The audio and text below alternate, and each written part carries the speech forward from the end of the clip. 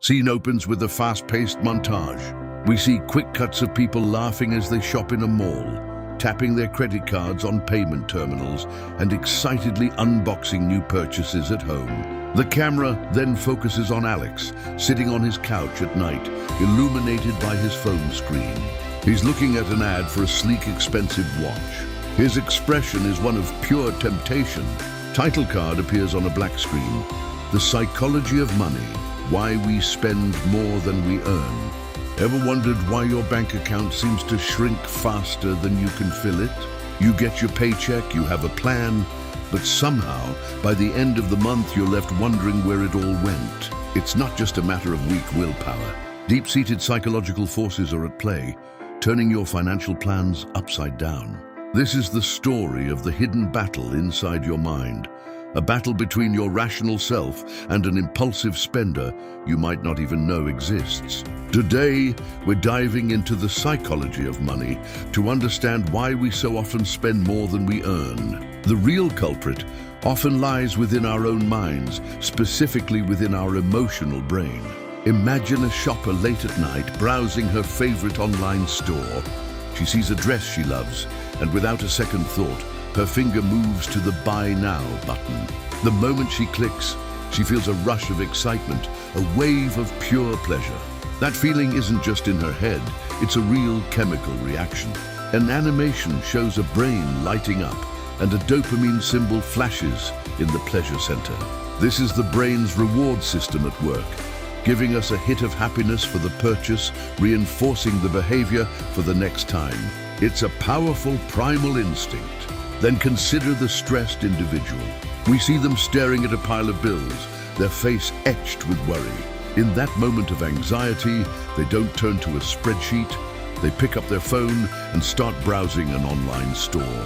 This isn't about needing something new. It's about seeking an escape. Spending becomes a form of self-soothing, a temporary relief from stress, even if it ultimately makes the financial situation worse. Beyond our raw emotions, our brains are wired with mental shortcuts and biases that sabotage our financial decisions. One of the biggest is called present bias. A split-screen visual illustrates this perfectly. On one side, we see a small, dusty piggy bank labeled Future Retirement, looking tiny and far away. On the other side, a brand new shiny gadget is shown up close, large and enticing.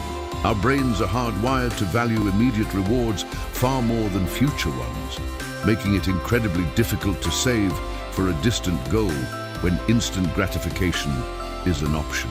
Then there's the trap of mental accounting. We can visualize this as separate jars of money. When a tax refund or a work bonus comes in, we don't treat it like the rest of our salary.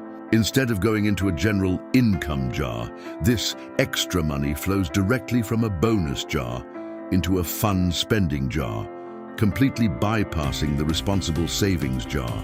We mentally label it as free money, giving ourselves permission to spend it recklessly, even though it's just as valuable as the money we earn every week.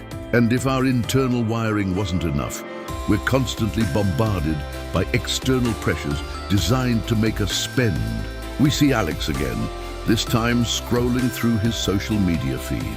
He sees glamorous photos of his friends on tropical vacations, dining at expensive restaurants, and showing off designer clothes. A feeling of envy, of falling behind, starts to creep in. This keeping up with the Joneses phenomenon is amplified 1,000 times over by social media, creating a distorted reality where it seems like everyone else is living a more luxurious life. This social pressure is expertly exploited by marketers. We are hit with a rapid-fire sequence of aggressive marketing tactics, flashing signs that scream, "Limited time offer." It's bold text announcing a 50% off sale and alluring invitations to buy now, pay later.